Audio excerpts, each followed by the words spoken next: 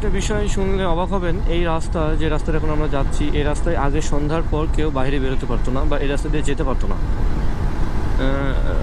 এই রাস্তার আরেকটা সৌন্দর্য হচ্ছে এই যে রাস্তার বাম পাশ দিয়ে চলে গেছে রেল লাইন। যখন এভাবে ট্রেন যায় তখন খুবই চমৎকার লাগে দেখতে, অনেক সুন্দর লাগে দেখতে। আর যেটা বলছিলাম, এই রাস্তায় সন্ধ্যার পর কেউ আগে বেরোতে পারতো না, মানে ডাকাতি হতো, সন্ত্রাসীরা গাড়ি টাড়ি কেড়ে নিত। ঠিক আছে, আমরা আলমডাঙ্গা পৌরসভাতে ঢুকে পড়ছি।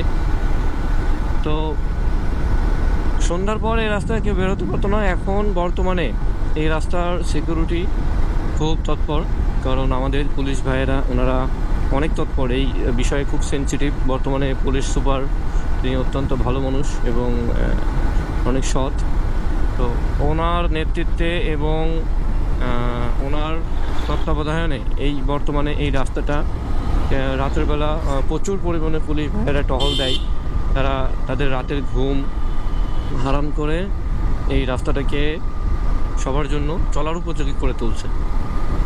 তাই বর্তমানে চুয়াডাঙ্গা আস্তে আস্তে অনেক আপডেট হচ্ছে এবং অনেক উন্নয়ন চুয়াডাঙ্গাতে হচ্ছে। আশা করি বর্তমানে এবং ভবিষ্যতের দিনগুলোতে আরও ডেভেলপমেন্ট হবে এই চুয়াডাঙ্গা জেলা, আমরা দেখতে পাবো, এটা আমি আশা রাখি।